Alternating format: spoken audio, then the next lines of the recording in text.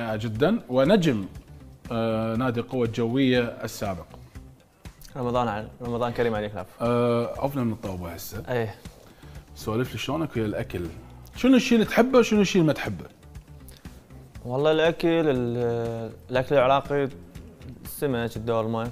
انت تعرف انا 3 سنوات بايران شويه الاكل مالهم يعني اكثر شيء صحي ما بيه دهون. صح. فدائما ما اشتاق للاكلات العراقيه. صحيح. بس هو قريب، المطبخ الايراني يكون قريب على المطبخ العراقي، يعني عندهم الكباب وعندهم السبزي وعندهم اي بس مو مثل العراقي. يعني عندهم كباب اوكي بس مو مثل العراقي. هاي نقطة إنه يا عيني انت الحاسب إنه طبعا المطبخ مطبخ عريق جدا ومطبخ رائع. اليوم راح اخذك في رحلة حلوة من الطبخات البسيطة كلش الخاصة بألف عافية، راح اخليك تطبخ وياها اليوم. تلعب لي باصات بالطبخ اريدك اليوم هيجي تلزم الدجاج ويجي كله. احاول والله ان شاء الله. اليوم راح نسوي فته، لكن اليوم راح يكون في عندي فته الدجاج، اللي يحب انه يشوف مقاديرها وايضا طريقه تحضيرها. يلا خلينا نشوف مقادير اول طبخه لهذا اليوم. فته الدجاج اللي بها اكيد دجاج بدون كتكوت، راح يكون بها معدنوس، راح يكون بها خبز، وراح يكون في عندي اكيد لبن بصل حبه واحده.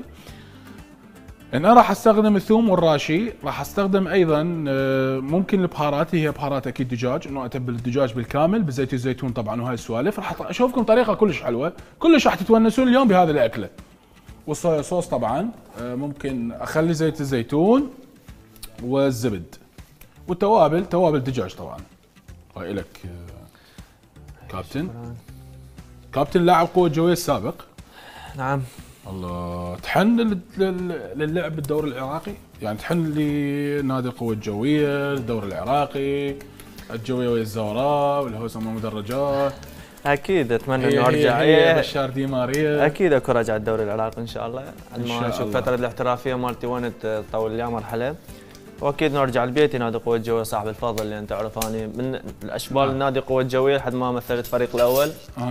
اي وكانت ايام حلوه يعني، حصلنا على انجازات عقدك مع النادي الايراني راح يخلص بعد شهر. خلاص اي بعد شهر تقريبا. بعد شهر يخلص. راح تجدد لو راح بغير والله نادي. عندي عروض خليجيه وعندي باوروبا.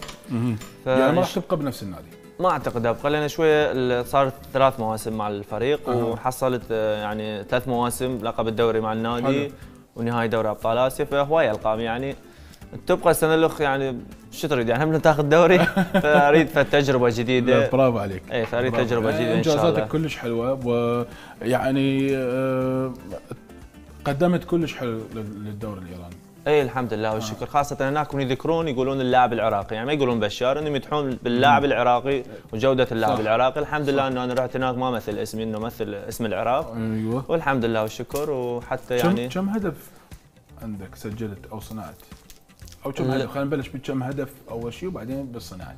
انا لاعب وسط، دائما ما اسجل يعني لاعب ارتكاز. دائما اصنع اهداف، يعني دائما تكون اهدافي قليله. الله من البدايه طبخه راح تصير لعد. اي فعندي 4 أهداف 5 موسم، وصناعه تقريبا 8 9 يعني ما اتذكرهم بالضبط. الدوري الايراني شنو اللي قدم لك يعني؟ شنو بيش فادك؟ الدوري التكتيكي. الدوري هو على مستوى عالي البدني، تعرف الايرانيين بدنيا على مستوى عالي. طبعا عندهم لياقه بدنيه حلوه. يهتمون بهاي هم مصنفين الاول اسيويا كمنتخب، ايضا دوريهم قوي. حلو. لكن اللي ينقصهم شنو هو الاعلام. انا ما تشوف لعبات، وين تشوف لعبات بالدوري الايراني؟ صح. الاعلام ماكو يعني. ماكو اعلام، ماكو عن الدوري. فهذا الشيء يعني انا اكثر شيء مثلا اشوف اكثر الاعلام متجه للدوري الاسباني، الدوري الانجليزي. لا وايضا الخليج، قطر، امارات، تقدر تشوف التلفزيون. صح. بس احنا ما عندنا قنوات ايرانيه بالعراق. ما قنوات ايرانيه ممكن تشوف. فهذا اللي ياثر، انه ما يعرف احد بشار دا يسوي دا بشار دا يقدم. صح. اي فهذا شوي ينقصهم هناك. زين انه انت ليش ما يعني فعلت هذا الموضوع مثلا على السوشيال ميديا، او سويت لك مثلا انه مقاطع صح. تسوق لنفسك اكثر. اكو صفحه المغتربين وبالانستغرام مالتي يعني دائما انزل، واكو صفحات الفيسبوك معرض الكره العراقيه، شبكه الكره العراقيه، دائما ما ينزلون المقاطع اللي دا اسويه او اصنع هدف او اسجل. اي بس هذا مو كافي مثل ما تلعب الدول الخليج، انه دائما الاعلام مسلط عليه. صح. تعلم يساعدني. يلا خلينا نبلش عمي، خلينا نشتغل. تعلمت ايراني فارسي؟ اي والله تعلمت؟ اي والله حلو. احكي لي فارسي ولا انا ما راح افتمشي. فارسي؟ تكلم لي بهذه اللغه. هاي مو نفتح بث مباشر بالانستغرام. اي. وعندي متابعين ايرانيين وعراقيين. حلو. زين احكي عربي، الايرانيين يكتبون يابا احترمنا، احنا مو جاي نعلق، جاوبنا. اجاوب العراقيين يقول ليش تحكي ايراني؟ هذن ثلاثه. يانا ذن. هذن ثلاثه، 1 2 3. وانا اجيب. اي. هسه راح اخلي من عندي انا شويه والباقي انت. اخبرت انه اكو اخبار انه انت راح تروح النادي بلجيكا او نادي او الدوري البلجيكي او البرتغالي. اي اكو عروض ان شاء الله. نعم. فمنتظر انه يجي العرض الرسمي انه المبلغ والكم سنه انه ممكن اوافق عليه او لا، ممكن يجي عرض احسن من غير دوله. اي نادي بلجيكي؟ ما اقدر اقول اسمه لان انه اكثر من عرض موجودات، لان مدير اعمالي هناك موجود. خاف اندرلخت. خاف اندرلخت. هذا شنو هاي؟ هاي شنو؟ نادي البلجيكي معروف طبعا. اندرلخت. لانه انا اوريدي مقيم باندرلخت طبعا. يقول لك الحياه هناك صعبه صحيح؟ اي طبعا. اي طبعا بس حلوه. اندرلخت يعتبر من النوادي اللي كلش معروفه الدوري الممتاز يعني. والنادي الاكثر عراق، والعلم طبعا بكثير من العراقيين المغتربين بهذا النادي. زين يفيدوني هناك اخر اروح. لا اكيد انا اخذك تور، اخذك جوله كلش حلو. شنو اكثر اكله تحبها بشار؟ والله فارسيه احب عندهم اللي يسموه السبزي، قرمه سبزي اللي سبيناه هي اخضر. السبزي يعني السبزي طبعا. السبزي هي اي صح، هي السبزي مثلنا بس فرقها انه خضراء ما يخلون بها معجون طماطم. اي واللي عندهم القيمه مالتهم يخلون بيها اللحم وفينجر هذا البوتيتو يعني على طويله يخلوها داخل المرقه. وتعرف هذول يكونوا تطبخن يعني؟ لا ما اطبخ ذني. انا بالفتره الاخيره انه رغم انه عايش بوحدي نحاول اتعلم، بس لان احنا عندنا مطعم بالنادي. حلو. اي يعني لازم تهتمون باكلكم. تمريننا الصبح اروح اتريق الصبح هناك، ادخل للتمرين اخلص ابدل هواي اتغدى، والعشاء دائما مرات اطلب من المطعم. اي بس الفتره الاخيره انه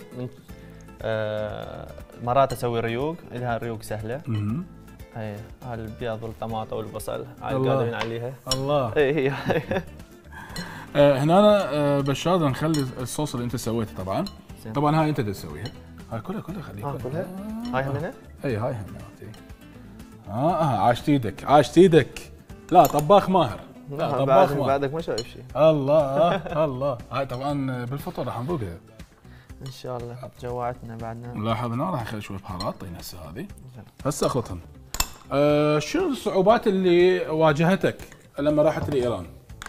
الصعوبات والله بالبدايه انه اللغه صعبه، بس انا الحمد لله انه داركت هذا الموضوع، لحقت على نفسك مثل ما يقولون. اي لا لغتي الانجليزيه زينه، لان انا راح هناك حتى المدرب مالنا كرواتي. حلو. اي فاحكي وياه انجليزي، واغلب اللاعبين الايرانيين يعني ما يحكون انجليزي بالفريق، بس كانت صعوبه بالتواصل. مثل الاتراك. اي صعوبه بالتواصل وياهم.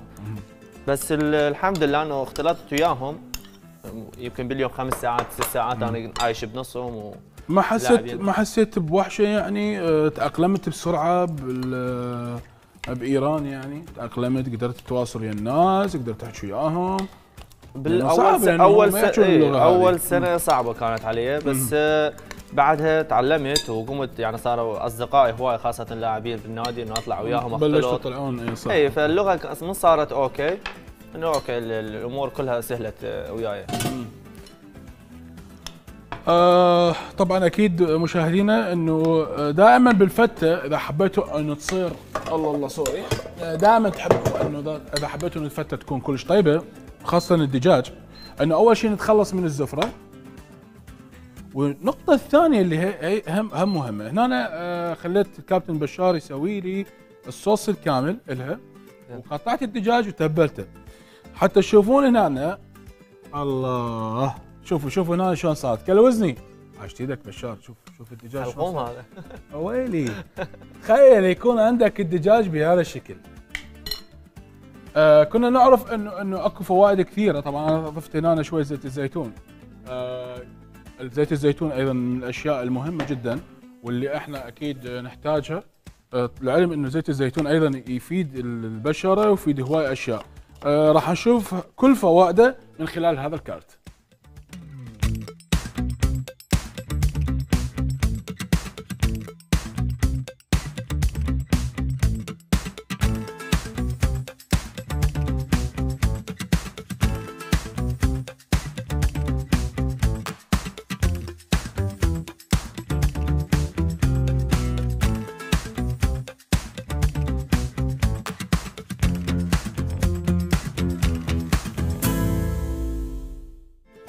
شفنا ان الفوائد المهمه جدا لزيت الزيتون يعني كلش حلو. وانا بعد اكو اكثر، اتمنى انه استفادت من هذا. اكو بعد اكثر هواي وبعد هواي شغلات يعني. غير انه يعطيكم طعم كلش طيب، يعطي نكهه كلش طيبه. غير انه ايضا هنا اخر شيء اكتشفته انه يفيد حتى البشره، يعطي نضاره كلش حلوه للبشره. هنا راح اضيف الزبده يا برنس. هنا ايضا الزبده يا برنس. اصواتك يا خدم، كافي نار عاليه. وشلون نص النار عليها؟ لا انت همنا كافي نار عالي. شوف بس شوف هسه صار عندنا طباخ مو هذا الغازي وبالعين وبالعينين وبالثلاث عيون. هسه صار التطور العظيم انه لا ابخرك انا من العين من الحسد، ابخرك من العين والحسد.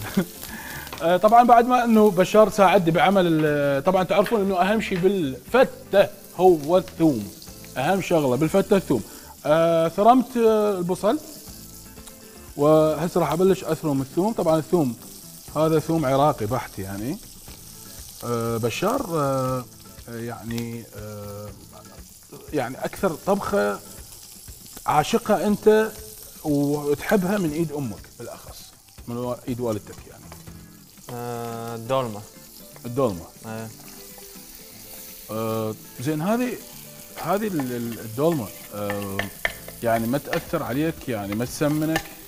لا مو هي تعرف الدولمه مو كل يوم راح تاكل انت يعني، بس من تاكل جزء كل اسبوعين مره ولا اسبوع مره، وخاصه انا ما عايش بالعراق يعني هاي الفتره الاخيره صح يعني. وانت من راح تاكل ممكن بيها الدهون او ممكن الوزن، بس انت جاي تتمرن يوميا يعني ممكن هذا التمرين يفيدك يعني. اي بس الاكل والقعده والاكل الوقت متاخر، وانت اذا تقعد ما تتمرن اكيد راح يكون عندك وزن ويصير عندك اكيد صعوبه طبعا بالحركه. اذا واحد ما يتمرن وياكل دولمه وياكل البرياني وياكل القوزي وياكل هالاشياء كلها طبعا اكيد راح يزيد وزنك. اكيد يزيد. وبعدين راح تقدر تركض. اكيد. قبل انا حسب ما سمعت انه كنت قبل تعاني من الوزن القليل يعني، كان وزنك اقل يعني. صح. وكنت تعاني من هذا الشيء من الضعف. صحيح. شنو سويت وتحسنت بنيتك هذه؟ هناك بايران من رحت الاول مباراه لعبتها انه المدرب شافني لعبت 50 دقيقه وطلعت قال هذا ما يقدر يلعب.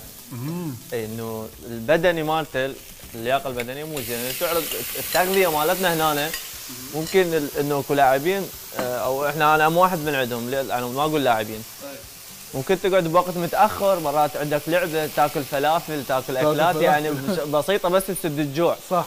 بس انا ليش قلت لك عندنا مطعم بايران؟ نروح هناك عندنا مطعم ناكل نتريق ندخل تمرين. تخلص تمرين السباكيتي والتمن والدجاج اللي عندهم كل شيء محسوب يعني كل شيء نسبه وتناسب. اسمه الجوج هذا اللي يسوي شلون الشيش مال الدجاج. اي صدر مال الدجاج. حلو. فهذا كله بروتين وللجسم، ومع الوحدات التدريبيه هي الحديد انه هم على مستوى عالي احتراف. شفت انه شويه عندي زياده بالوزن بس وزن عضلي يعني مو دهون وشحوم فيكون ايجابي بالملعب اكثر.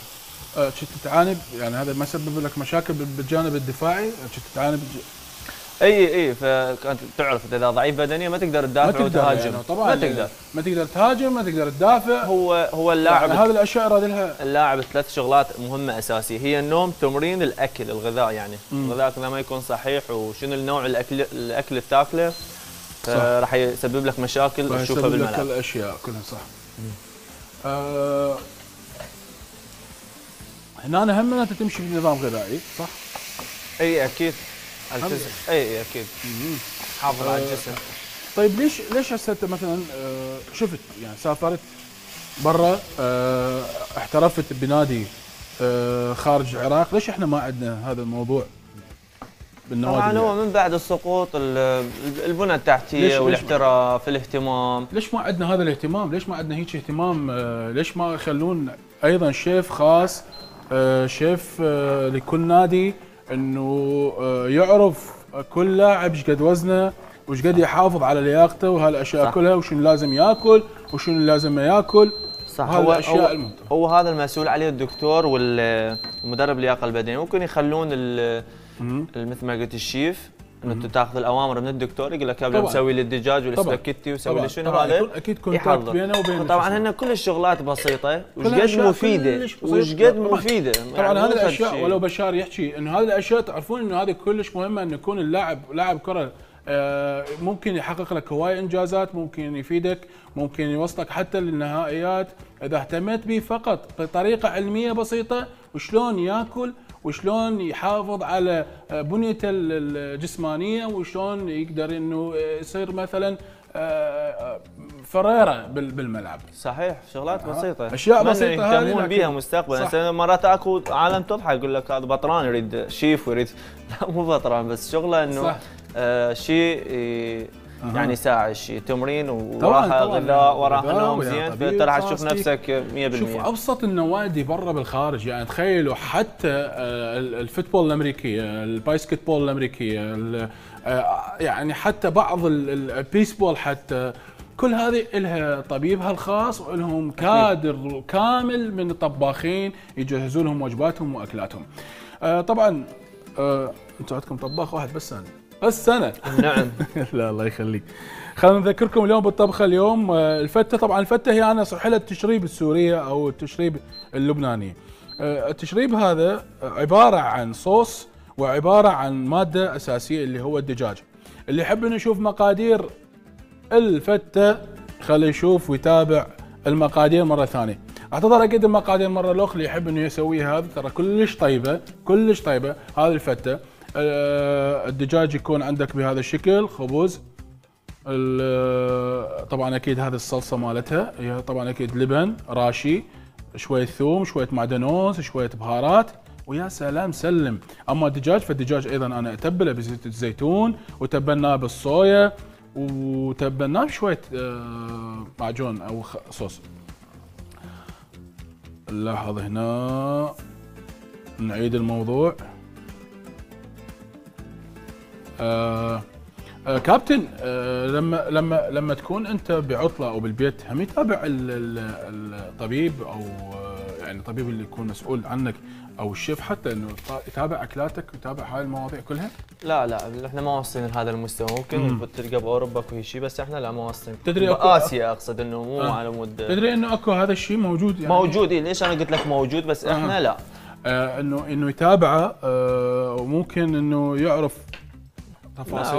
هو اللاعب من يوصل مرحله منتخب وطني يمثل بلد 40 مليون ولاعب محترف، يعني صح. اكيد انه يعرف شو ياكل، شو وقت ينام، شنو الاكله، فلازم هو يكون يعتمد على نفسه. انت تشوف انه يكون جيد او شيء جيد انه يكون اللاعب عنده مثلا خبير تغذيه، وعنده مثلا مدرب لياقه خاصه به، شيف خاص به، طبيب خاص به. هاي بس ما عندنا احنا يعني مفتقدين لهذا الشيء. هسه تقول مدرب لياقه خاص بي، انا ما عندي خاص. هسه من اجي للعراق بزياره مثلا اشوف اهلي 5 ايام 4 ايام، انه اتدرب مع مدرب لياقه القوه الجويه ومع الفريق. فانت المدرب اللاعبين على مستوى عالمي دول عنده حتى مال طبيب نفسي وطبيب كل. احنا نتمنى مستقبلا، يعني اكيد سمعونا هسه، ونتمنى مستقبلا انه هذه الاشياء كلها تتنفذ او تصير. حتى من يقول لك اللاعب والله منتخبنا راح لكاس العالم، ومنتخبنا راح مثلا كاس اسيا، راح يجيب كاس اسيا حبيبي، راح يروح كاس العالم، راح يجيب كاس العالم اذا اهتمتوا بهذه التفاصيل البسيطه. هنا راح يكون في عندنا سلطه اكيد، والسلطه راح تكون كلش مميزه. لكن قبل بريك وراجعين مع برنامج الف عافيه مع الشيف خلدون لهذا اليوم.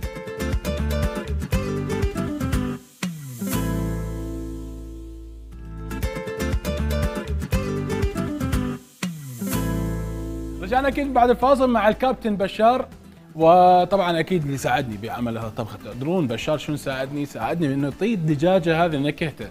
شلون ما يعطي نكهته الخاصه بالملعب، زين؟ منطي نكهته الخاصه عندي بالدجاج. طبعا اكيد الفته مال الدجاج كانت عندي بهذا الشكل. دائما انا افصل الاثنين، يعني شيء على حده. بشار دائما انا افصل هذا الشيء على حده وهذا الشيء على حده على حده. السبب انه دائما الفته انه ما اريد مكس الاشياء، يعني شويه اخلي صلصه مثل التشريب اللي عندنا، اخلي شويه صلصه اللي هي هذه، اخلي فوقها الدجاج، اغلفها بشويه صلصه واخلي عليها الخبز. الخبز هم بالصوص فوق وجوا، يصير طبقتين، يصير كلش طيب، لا يصير ولا اروع من هذا. تحب السلطات او السلطات؟ الزلاطه، تحب الزلاطه والسلطات؟ اي الزلاطه احب دائما هذه الناعمه العاديه مالتنا مال العراق. الزلاطه العاديه والتبوله والتبوله والحمص والهذا يعني كلش. سلطه ايرانيه حبيتها من رحت لايران. السلطه هم عندهم سلطه اسمها سلطه شيرازي، هذا نفس مالتنا اللي خيار الناعم والطماطه الناعمه، هذه احنا دائما ناكلها ويا التمن. اي بس خيار وطماطه وخلون اياها بصل ناعم كلش بس. اي اسمها سلطه شيرازي معروف عندهم كلش حبيتها كلش طيبه، لان قريبه، لان احنا عندنا هذه تاكل ويا التمن، واللي دائما هم التمن يعني كل الوجبات موجوده، يعني حبيتها. اي الدجاج تقريبا انه صار تمام التمام. طبختنا هذه حلوه، بس بقى انه شنو، بقى نصبها اخر شيء. اللي يحب انه يزينها اكيد راح ازينها انا بشويه صنوبر وهاي الحبشكلات. سلطتنا لهذا اليوم فته، هم فته، لكن هذه الفته ايضا راح شويه تختلف شويه، انه الصوص نفسه هذا اللي اشتغلت به انا بهذا الصلصه نفسها ايضا راح اخليه يعني مع نفسه. يعني اللي يحب انه نفس الصوص هذا نفس المقادير مالته، لبن راشي وشويه زيت الزيتون، شويه حامض اذا حبيتوا تخلولها، وهم تخلون البهارات مالتها، وثوم طبعا كلش مهم بالفته الثوم. يلا نشوف المقادير. راح يكون بها حمص، راح يكون بها معدنوس، هم راح يكون بها صنوبر، راح يكون بها ثوم وبصل، راح استخدم زيت الزيتون، وهم راح استخدم هنا الزبد حتى شو تصير هنا تصير فله. لكن هذه ما راح اسوي مثل الدجاج اللي سويته، يعني راح اسويها بشغله بعد ابسط. يعني راح اخذ كاسه، خلي الكابتن بشار يساعدني بيها. انا دائما اخلي بشار، دائما اخلي الصلصات عليكم، يعني اخاف عليه الشغلات السهله، اشياء البسيطه يمك حبيبي، يمك. هاي يمك، هاي خاشوقتك، زين. هاي يمي هي وخاشوقتها. انا ايش راح اعطيك؟ راح اعطيك الحمص هذا، زين، حتى تعطيه نكهه وتعطيه طعم كلش طيب. راح اخليه هذه، زين. ممكن اخذ بهارات، راح اجيب هنا ملح وفلفل. تونس شلون اتونس؟ فهمني. خلي الحمص هنا، خلي زيت الزيتون عليه، رشه خفيفه هيجي من ايدك الطيبه ملح، ورشه خفيفه هيجي من ايدك الطيبه فلفل اسود. اوكي. سولف لي المواقف طريفه صارت لك بالتمرين، باللعبه، بالكواليس، وراء الكواليس، عفوا مو بالكواليس. والله المواقف هي هواي بس ما تحضرني هسه. يعني فد موقف مثلا واحد ذب عليك ماي، واحد رش عليك ماي، واحد ذب ملح كل شويه باكله وانت اكلتها، من بين ما انا اثرم بصل يا خلدون، بصل حار، بصل حار. زين. يعني المواقف اللي ما تحضرني هسه. تمام. بلتهي بالطبخ، خاف الاكل. تمام. تتابع طوبه اوروبيه، يعني الدوري، اي دوري سوري، اي دوري؟ اي الاسباني اكيد، احنا من الاسباني مشجعين ريال مدريد يعني. اويلي ريال مدريد. اي اغلب شعب العراق ريال مدريد. ريال طلعت، هم نقول لا. يعني اكثر لاعب بريال مدريد حبيته؟ يعني كونه مركزي، انه العالم كله اكيد رونالدو ما حد يختلف عليه، له عشاق. بس انا كمركزي كوني لاعب وسط وصانع العاب، انه كان دي ماريا. بشار دي ماريا. ايوه. و لانه من المدرجات دلعوك. لانه من المدرجات هم نادي قوة، حازيت له هيك. لا والله لا. لان القوة الجوية يعني لو كان دا يلعب مثلا برشلونة هم كان قلت الموضوع. لا طبعا لا. هم كانوا يشبهوني بيه، لان كجسم، الستايل اللعب، الشكل، فانه كنت انا بوقتها بشباب الجويه فطلقوا على هذا، بس هو كلاعب يلعب بريال مدريد، اكو احد يختلف عليه يعني؟ لا طبعا. اكو يقول مو زين؟ لا طبعا، لا طبعا. ايوه. طيب، هم يجي يوم ان شاء الله نشوفك احنا بالدوري الاسباني، الدوري الانجليزي. والله هو مو مستحيل، بس صعب كلش. ليش يعني صعب كلش اللاعب العراقي او اللاعب الاسيوي. ليش احنا كل واحد وصلوا للدوري يعني الدوري مو احنا تسويقنا هسه صعب تروح من العراق لاسبانيا. انت لازم تروح الدول الاوروبيه، مثلا البرتغال هسه ما قلنا، بلجيك، هولندا. ممكن تبدي من هناك، بس انت من تبدي يكون عمرك لازم 18 سنه 17 سنه. لازم بعدك يعني بعدك على مود انه ممكن توصل. لان هسه هناك من يسالوك يعني انه جيت عمرك، يقول لك هذا ممكن ما يفيدنا، سنه سنتين صح وخش لاعب، سنه سنتين ثلاثه ممكن. فهم دائما يعني تعرف هسه مثلا انه كريستيانو رونالدو يعني جيت هسه عمره 31 32 سنه، بس بكامل عطائه بكامل لعبه اي هو عمره 17 سنه يلعب بمانشستر، يعني شلون؟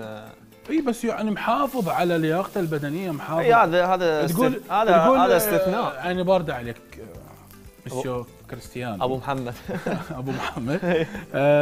يعني ما شاء الله عليه، يعني اللي يشوفه يقول هذا عمره 25 سنه. ايوه استثناء، رونالدو استثناء، يعني شوف لحد هذه اللحظه العطاء نفس العطاء والجسم نفس الشيء، يعني عجيب. مو صحيح؟ اي والله. يعني ان شاء الله مستقبلا انا اتامل، يعني انا دائما اكو امل ان شاء الله اشوف ان شاء الله. ليش لا؟ مو قلت لك هي مو مستحيله، بس صعبه يراد لها ماكو شيء صعب، اجتهاد وتوفيق صح، توفيق من الله. يراد لها ايجنت انه يوديك لاوروبا. برافو عليك، برافو عليك. اهم شيء انه هذه الاشياء البسيطه اللي تساعد على نمو العضلات الزياده. هم يجي مستقبلا تروح نادي الزوراء وتلعب نادي الزوراء؟ والله نادي الزوراء نادي كبير. ليش؟ طبعا كل لاعب يفتخر انه يكون نادي الزوراء. زوراء انت؟ بس طبعا انا من عائله زورائيه، يعني اهلي كلهم زورائيين، بس انا لا، انا عائلتي عائله جويه، بس انا الوحيد زورائي. هاي معادله راح تصير. تخيل من كان ابويا يباوع القوى الجويه مثلا، انا انطرد من البيت. لا ما يخليني اقعد اتفرج. زين انا اهلي بهاي الحاله شلون نلعب الجويه ذا قبل شو يسوون؟ على الزوراء يحتفلون. وقلت لك انت زين. طبعا مشاهدينا مثل ما تشوفون ان انا ضفت المعدنوس على الحمص. كابتن بشار خلى البهارات كلها وهذه النكهات الطيبه كلها مع بعضها. يبقى عندي فقط انه شنو، انه اتبلها زين، يعني اعطيها النكهه الطيبه وهاي الاشياء. عندنا تقرير مو صحيح؟ عندنا تقرير يا عيني، لكن قبل خلينا نضبط المواضيع هنا. التقرير عن شنو؟ يقول لك لا تقول سمسم اذا ما تلهم. لا تقول مو لا تقول سمسم اذا ما تلهم، مو صحيح؟ ما تقول سمسم اذا ما تلهم. السمسم طبعا بهواي اكلات موجوده، يعني موجود بالحلويات، موجود بالاطباق الرئيسيه الاساسيه اللي حتى الكنتاكي. غير يعني غير الاكلات هذه، الاجنحه وغيره وهالامور هاي كلها. عندنا تقرير عن السمسم.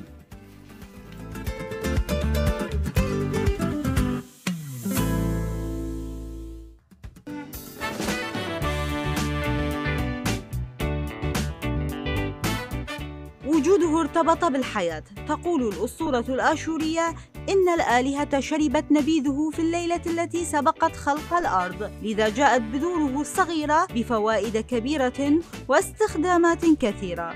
نتحدث عن السمسم، نبات عشبي حولي، وهو من المحاصيل الزيتية. استخدم منذ قديم الزمان في الغذاء، ويعرف باسم سمسم أو جلجلان، وله عدة أسماء عربية أخرى كسليط وشيراج. يدخل السمسم في صناعة العديد من الأطعمة، ويلقبه البعض بكنز المعادن ومنجم الفيتامينات لاحتوائه على البروتين والكالسيوم وفيتامين إي وفيتامين أي، كما يحتوي أيضاً على زيت صحي غير مشبع، ويعرف بالزيت الأحادي غير المشبع، وهو من مضادات الأكسدة. يستخدم السمسم عربياً في العديد من الأطعمة، فزيته يستعمل للطبخ، أما بذوره فتستخدم لتزيين الخبز وصناعة الكعك، فضلاً عن استخدامه في العديد من الحلويات العربية. ولاستخدامه فوائد عديدة، فبذوره تعمل على زيادة نضارة البشرة بسبب احتوائه على مضادات الأكسدة، ويخفف من ارتفاع ضغط الدم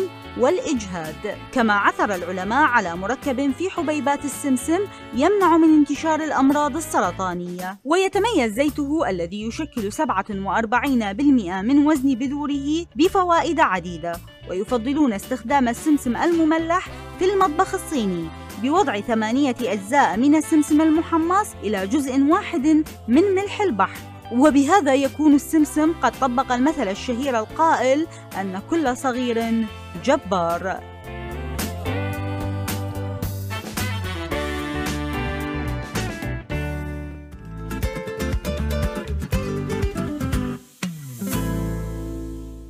مثل ما شفنا هذا تقرير ممتع جدا صراحة عن السمسم. طلع به هواي فوائد كابتن، به هواي فوائد، مو بس الراشي، ومو بس لا تقول سمسم اذا مات الهم، صح ولا لا؟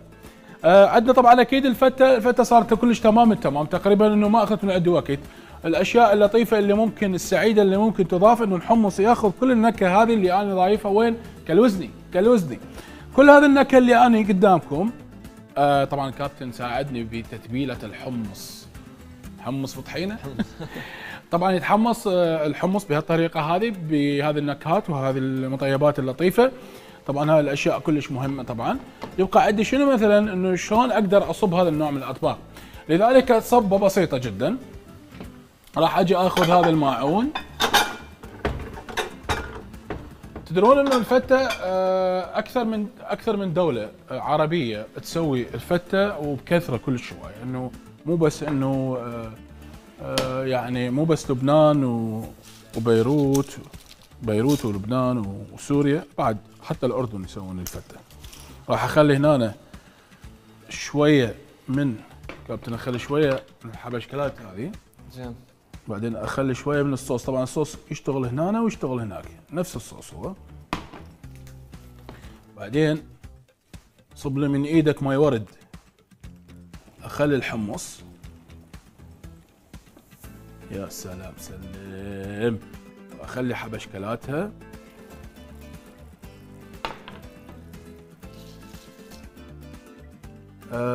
وايد تحب على مهاوي. على مهاوي؟ اي. صديقك يمكن الانتيم من المنتخب الاشبال لحد هسه من 2008. ماكو مشاكل بيناتكم مو؟ ها؟ ماكو ان شاء الله مشاكل بيناتكم؟ لا ماكو ان شاء الله، لا ماكو. بس يحكي وراك وانا سمعت. هسه شو يقولون علي اوصل حكي هالسوالف هاي يسوي مشاكل. يعني اصدقاء وان شاء الله يا رب اكيد تبقون اصدقاء حلوين ان شاء الله. لاحظوا هنا الموضوع هذا يا جماعه الخير، يا جماعه الخير شوفون هذا الموضوع، اضافه الصوص بهذا الشكل. دلعني يا عيني دلعني. هاي الفته من الاشياء المهمه جدا الطيبه اللي ممكن تفيد الجسم وتعطيه طاقه حلوه ولطيفه. صبيتها هيجي ليش؟ لان الباقي راح اقرنشه بالاطراف. من اصدقائك لاعبي المنتخب منو فيهم طباخ الشله؟ والله اعتقد لو كلهم يعرفون يطبخون. يعني احنا تعرف نروح للفنادق وجبات، يعني ما راح نروح نطبخ. بس اللي اعتقد انه شايفه علي عدنان. يعني يحب هاي الامور، يعني يطبخ هو طباخ. كونه محترف صار له يعني 6 سنوات خارج العراق، تركيا ولا بايطاليا. صح. فيتعلم. دائما اللي يكون مغترب واللي عايش برا هو اللي يضطر انه يتعلم الطبخ حتى انه يمشي اموره. فاعتقد هو ضايق من ايده. والله ما ملتقي بيه، يعني انه سوا رايحين بس سامع عنه. لا شايفه ممكن ينزل السناب، ينزل هيك شيء شايفه. لا هو فهو يعني شلون تقول يحب يتعلم. فحتى بالطبخ انه يعرف، كونه انه 6 سنوات 7 انه خارج العراق. مؤمن بنظريه انه الطبخ نفس؟ شلون يعني؟ يعني النفس اذا نفسك زين، يعني النفس نفسك زين، نفسك إيه؟ طيبه، إيه؟ نفسيتك طيبه، يطلع الاكل أن طيب؟ تطبخ اكل طيب. لا ما اعتقد، انا مو صحيح؟ ما اؤمن بهالشيء. سجلها. ما- مشاهدين راح شنو رايك شنو نوع شنو طبق حلويات انت تحبه؟ الحلويات، الكنافه. الكنافه. الكنافه عندنا طبق حلويات، لكن راح نطلع فاصل واكيد راجعين مع طبق الحلويات لهذا اليوم.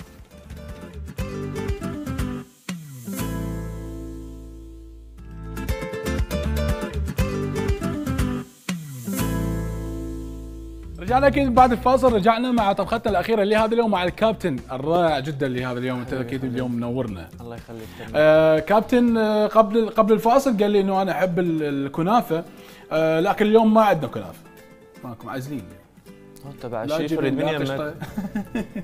كابتن اليوم انا راح اسوي شيء مثل القريب. يعني انا لو اعرف بيك انت تحب الكنافه كان اليوم خصصنا حلقه خاصه ونسوي لك شوف الكنافة القريب. حتى بالفطور، لكن من الفطور عندنا بعد عندنا وقت. وقت. اي نلحق نسوي الكنافه، نلحق نسوي الاشياء. اليوم عندي نوع من الاطباق المميز جدا اللي راح اقدر اقدمها لكم، اللي هو الحلويات. دائما اللي يحب انه يشوفني ويتابع الف عافيه على قناه اليو تي في طبعا واكيد انه الاطباق اللي اسويها اطباق غير تقليديه. يعني ليش؟ لبساطتها. يعني ممكن اي شخص يشوفني، اي شخص يشاهدني يسوي هذه الطبخات. مثل الفته اذا ما كانت صعبه، فته الحمص او حتى فته الدجاج هي بالتكنيك اللي احنا نطبخ بيه. اللي يحب انه يكتب مقادير الطبخه الاخيره لهذا اليوم اللي راح يكون في عندي اكيد الحلويات، خلي يشوف هنا أنا المقادير، ورقه وقلم بيديكم، المقادير عليكم وخلي الطريقه علي اني. او ممكن انه تطقوا لها صوره. نعم. طحين 1 كوب، سكر نص كوب، حليب ايضا 1 كوب، راح يكون في عندي القرب بالقشطه مو صحيح؟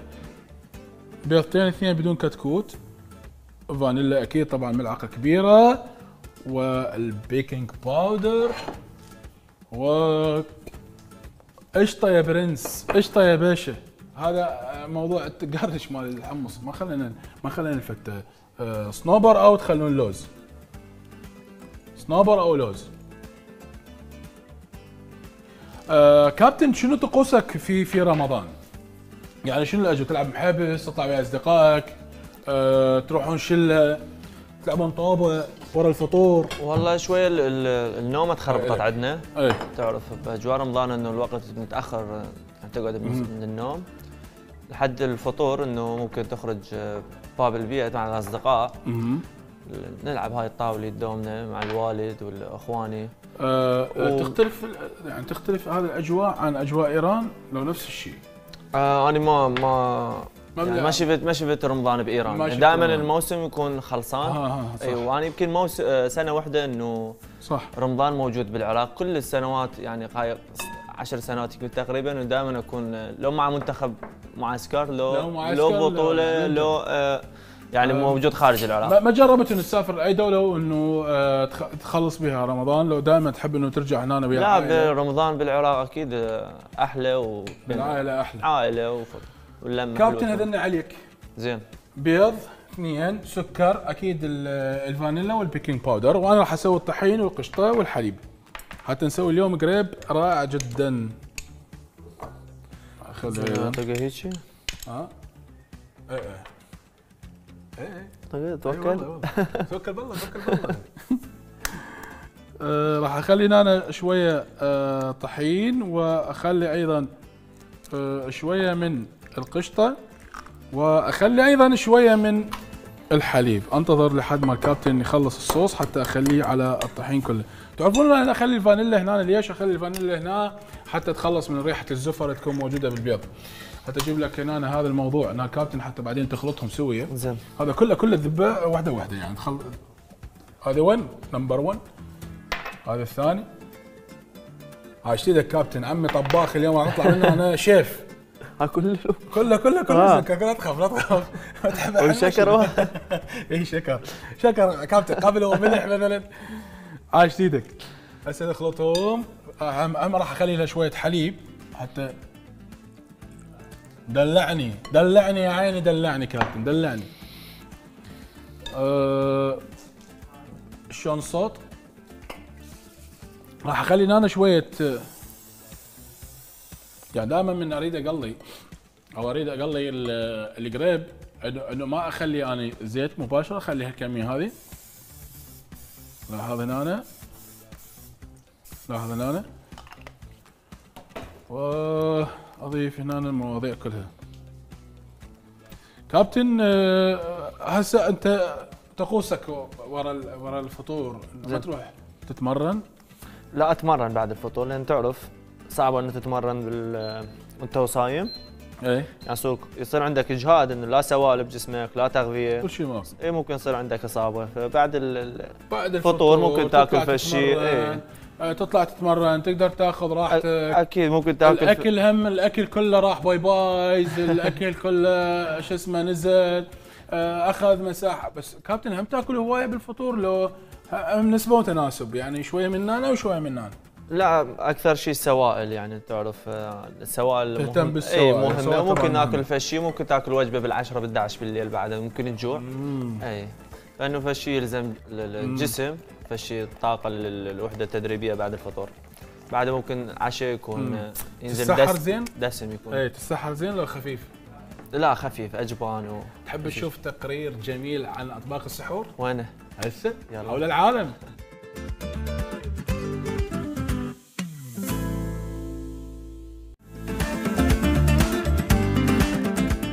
طعام يوزع، أناس في الشارع وآخرين في البيوت. هنا قبل موعد أذان الفجر تبدأ روائح الأطعمة تنتشر في الأزقة وبين المنازل. هذا يقلي البيض، وذاك يسخن الخبز، وآخر يكتفي بشرب السوائل. إنه وقت السحور في رمضان، وجبة ثانوية مقارنة بالإفطار، لكنها مهمة، فيفضل أن تتناولوا فيها أطعمة غنية بالألياف، وذلك لدورها في إبطاء عملية الهضم والامتصاص، وهي بالتالي تزيد من فترة الشعور بالشبع. وقد تتفاجؤوا إن علمتم أن شرب كميات كبيرة من الماء ينعكس سلباً على الجسم، لكونه يحفز الكلى على التخلص من السوائل الزائدة في الجسم، مما يسبب اضطراب النوم. تتنوع الأكلات في هذه الوجبة من بلد لآخر، ففي المغرب العربي تتصدر أكلة البطبوط مائدة السحور، مع وجود أكلات أخرى لا تنهي وجودها. أما في دول الشام فالبقوليات والألبان هي من تهيمن على وجبات السحور.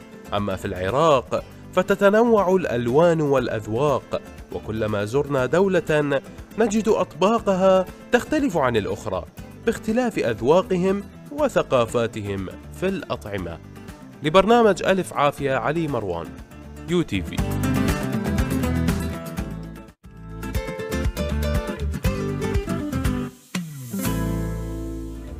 يعني شفنا الاطباق هذه اللي سووها بحول العالم اللي هو السحور. طبعا السحور اهتموا بالسحور، مهم جدا، لانه انت راح تظل صايم فتره كلش طويله كابتن، يعني واحد صايم فتره كلش طويله، فلازم اهتم انا بالاشياء بالسحور، يعني ما يكون كل شويه دسم، ما يصير يعني انه ما ياذي المعده مستقبلا، انه يخليك مثلا تعرف اذا كان عندك مثلا دوام او اذا كان عندك مثلا وظيفه معينه. لذلك دائما خلي يكون سحورك خفيف بس بفوائد هوايه. يعني شنو فوائد هوايه؟ يعني بفواكه، بفيتامينات كلش هوايه، وبايضا سوائل، عصائر، وهاي الاشياء كلها.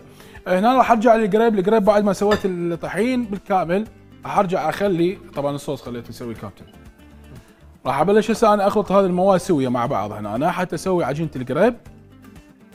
عجينه القريب من العجائن البسيطه جدا ومو صعبه، اللي يحب انه تكون العلم ترى القريب مو شرط انه القريب يكون كلش خفيف، انت تقدر تتحكم ايضا بسماكته، تريده ثخين تريده خفيف. شلون اقدر اخففه؟ انا خال مثلا اذا خليت شفت انه انا خال كلش هوايه طحين، اجي اخففه بشنو؟ كابتن شنو اكثر مباراه يعني باقيه في ذاكرتك؟ انا حسيت انه هاي لعبه كانت كلش مميزه.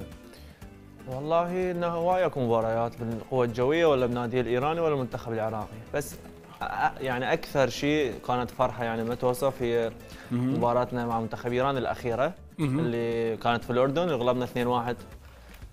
سجلنا في الدقيقة الأخيرة رغم بداية التظاهرات اللي كانت في ساحة التحرير ووضع العراق انه الصور كل العراق كان يتابع هذه المباراة، انه كانت مباراة مهمة محتاجين فرحة فعلا. حتى شاشة كانت موجودة في التحرير وكل محافظة، فكانت الفرحة العالم انه كلش مهمة ونفتخر بها فعلا. مشاهدينا كانت من أهم المباريات اللي صارت، يعني كل العالم شافها وكل العالم حضر.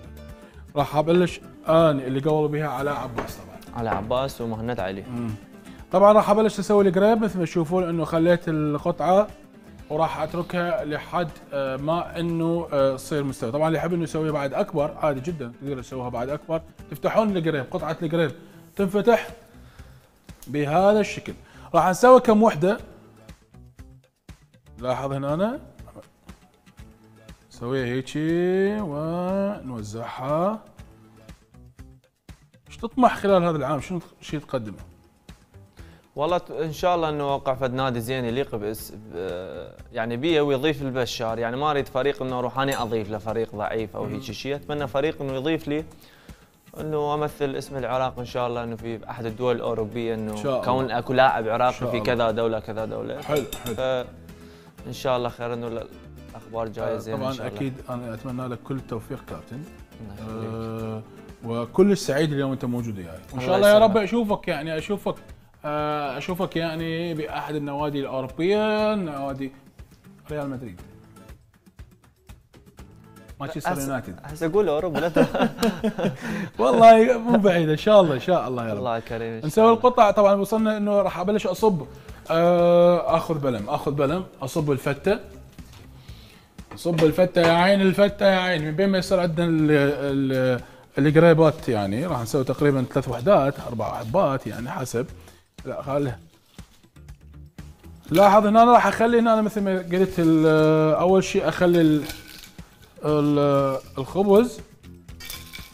الخبز طبعا لازم انه يكون محمص بالكامل، يعني لازم يكون محمص.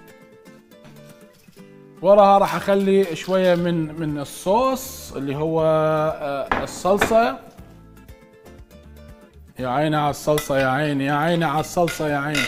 خلي لها الصوص هنا، شويه الصوص هنا، شويه الصوص هنا. وراها راح اضيف التشيكن اللي الدجاج، مثل ما قلت انه هذا يشبه التشريبي يعني. طبعا اللي يحب انه يخلي بعد صوص هوايه عادي حسب الرغبه يعني، بس انا ما حبيت انه يكون كل شويه اوفر صوص، حتى احس بالطعم والنكهه، طعم الدجاج يعني احس بنكهه الدجاج. كابتن هذا بالفطور راح ناكلها. زين هاي اكله ثقيله تعتبر لو؟ كابتن يعني ممكن تكون يعني اذا قللت نسبة الراشي وقللت نسبة الدهن ممكن تسوي. لاحظ هنا راح اضيف شوية صوص هنا ايضا على الوجه، واخلي هنا كابتن. الله يساعد المشاهدين هسه. هنا شو اخلي؟ راح اخلي يلا اذا حبيتوا تشوفون شلون تصير الاطباق حلوه وشلون نقدم هذه الاطباق.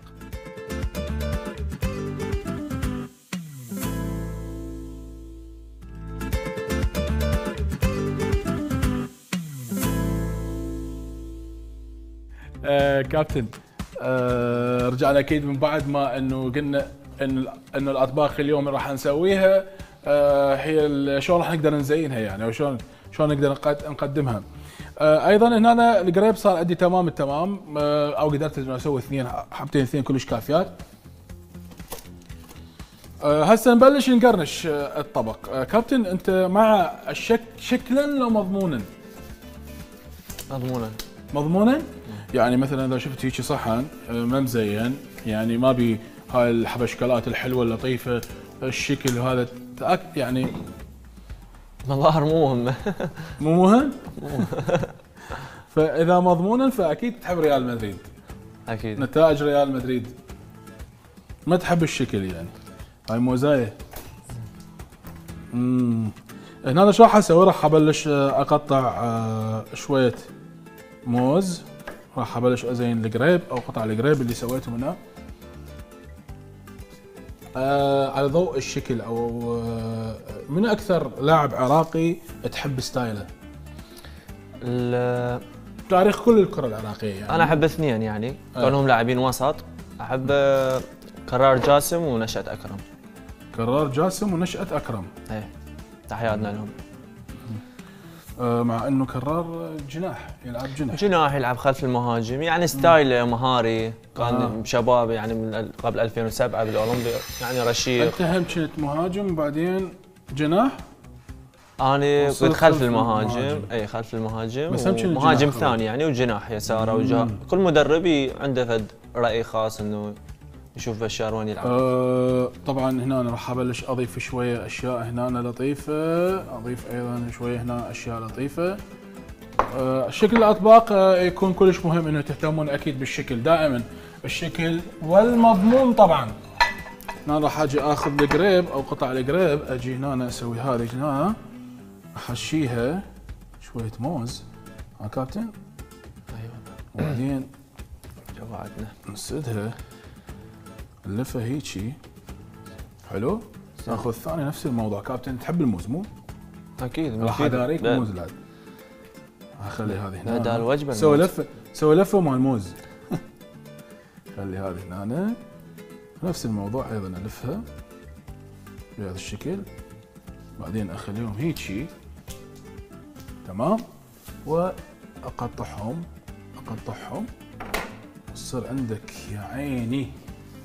خلي هذه هني. انت عوف ما اريدش اصلا. هاي الي هذه هنا وهذه هنا. طبعا هيك تتخلى وهذه تتخلى هيجي. ويا سلام سلم. يا سلام سلم. ما شاء الله. طبعا هنا الموزاية حلوة.